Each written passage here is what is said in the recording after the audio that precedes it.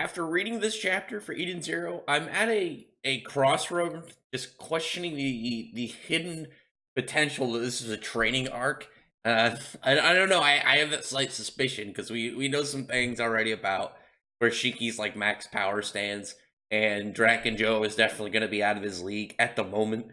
But I'm wondering how this is all going to play out. So, getting to the chapter itself, we had the Scarlet Woman just completely pretty much vaporized those criminals that were shooting up their casino, and some of the kind of like those guardsmen that we saw outside of her chamber go to like commentate on it.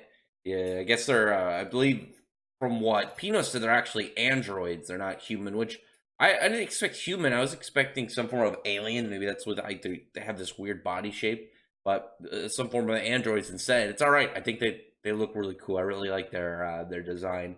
But they're talking about how anybody who commits such crimes on their planet obviously can be brought to death by the ruler, that being the Scarlet Woman. And Rebecca understands like the idea that they're doing, but still without trial. And I mean, if it's like, yeah, I'm being blamed for something, okay. But if it's, oh no, we just 5 minutes ago were shooting up a casino, it's like, okay, I think you're pretty guilty, my friend. You're kind of fucked. But like, just kind of the comparison of those situations just makes it a little bit interesting, just to see where Rebecca's where her entire like thought process is. I'm really then you just have a trial, and then afterwards do as you do. But I can still understand, obviously, judgment without trial is going to end up a little bit iffy on some people's minds. Obviously, not the people of the planet, because they're kind of like this very docile like group of people, very like cowering in the face of danger. But they have somewhat of semblance, because they know that the Scarlet Woman is gonna mist anybody that pretty much goes against her. But because Shiki and Homura like defended people, it's still a violation of one of the rules of the planet, using violence. And instead of being eradicated, they have to go mine 10,000 of these stones that are like fuel and currency. I think they just said fuel, probably trade goods for the planet. And we see them kind of like off in a cave. They each got their necklaces that Actually, I think it's 100,000. Now that I think about it, is it 100,000 or is it 10,000? It's 100. They messed up 10,000, I guess, in the translation, because you can look at the number that's on the collar. But they enter, and we see the first kind of thing, like the lowest level of these creatures that you get the stone from. You kill one, the stone on it kind of like pops out, and you lose a number. It's all about like getting that number to zero. Who knows what levels like there are, if there's like monsters with 3, 5, 10, 50, 100.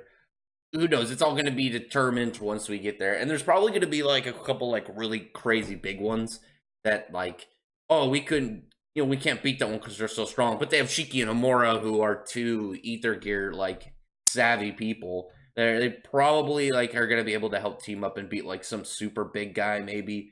And when I talked about how it could be a training arc in disguise, it's just a fact that they're gonna have to like endlessly beat these people, monsters, creatures, to get the stones. And actually, we found a new thing about Shiki, is that Shiki, when he saw them, these bug creatures, just pretty much just toppled over. Now we know that he has a like crippling fear of bugs.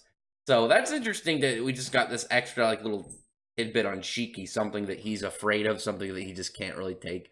Again, that's what I'm wondering, because that also like the guys that come to help them, that explain to them a little bit the situation.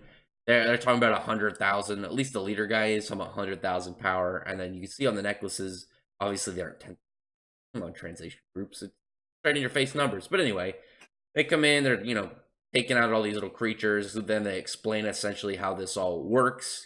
Okay, you got a number on your collar. You got to get that number down in order to leave. This isn't like forever life, like strangling debt. This is, you get a number.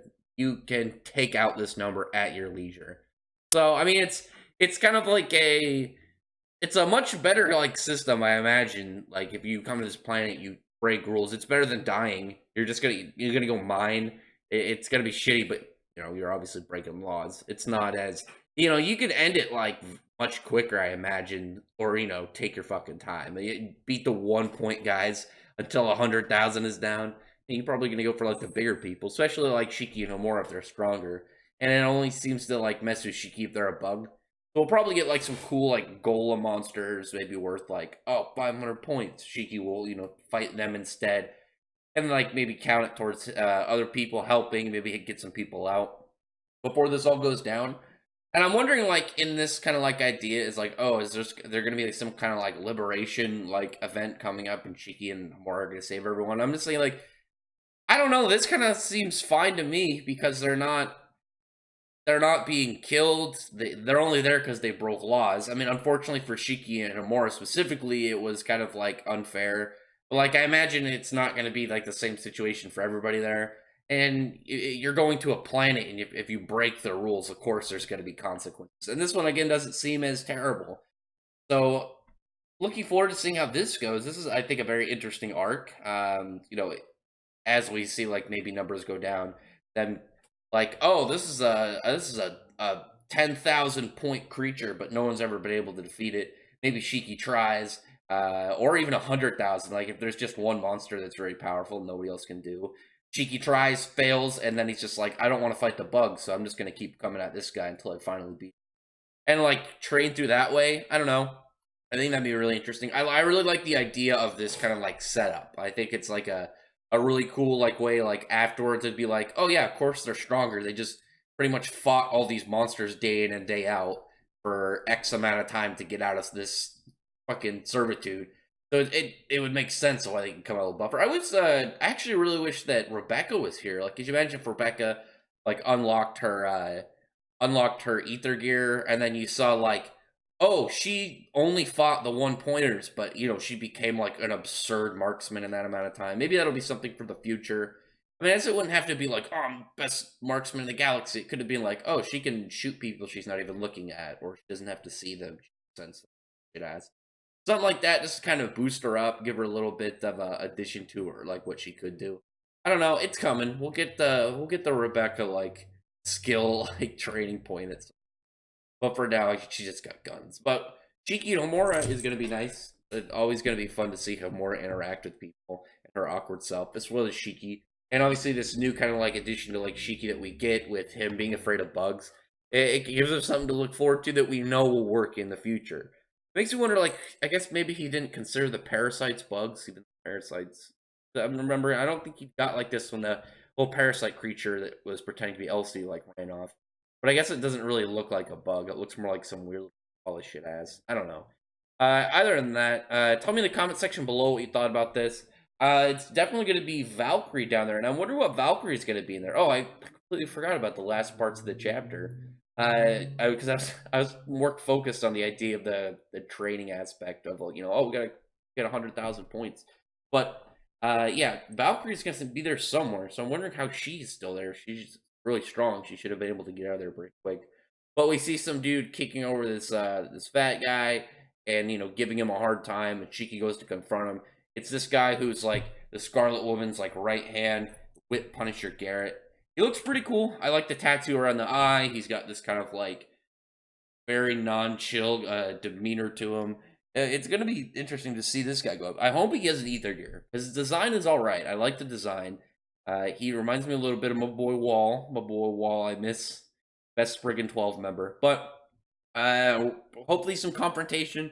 Maybe we'll see like Shiki can't fight him, and it'll be like something that's gonna like, okay, he tries to fight the guy, but because they have these collars, we're gonna see like, oh, these collars are like ultra shock collars, and zap Shiki down on his knees, and then he's like, oh, once I get out of this, get 100,000 points, he's going to be able to get the collar off and then go fight him and get some revenge. I think that'd be cool. I think that would also be like an extra addition to like, oh, he's training.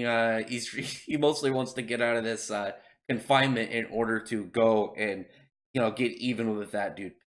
Garrett kept pissing him off. I hope the dude doesn't end up to be kind of just like throw away like trash. He looks cool. I'm interested in seeing what this guy can do. He definitely has to be strong if he's the right hand of the Scarlet Woman. He can't just be, oh, I'm just a dick. I don't think it would work that way. He's literally in the slums. He's got to be strong. Other than that, like I said, comment below and what you thought about this chapter. Well, the next one, the Scarlet Gauntlet.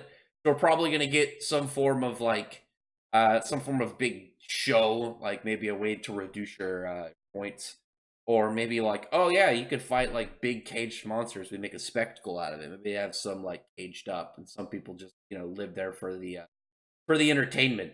Who the fuck knows? Other than that, tell me in the comment section what about this chapter, and I really appreciate the thumbs up the video, but press the like button and the subscribe button, and check out my other videos around that. I appreciate everyone who's already subscribed, and I thank you all for listening.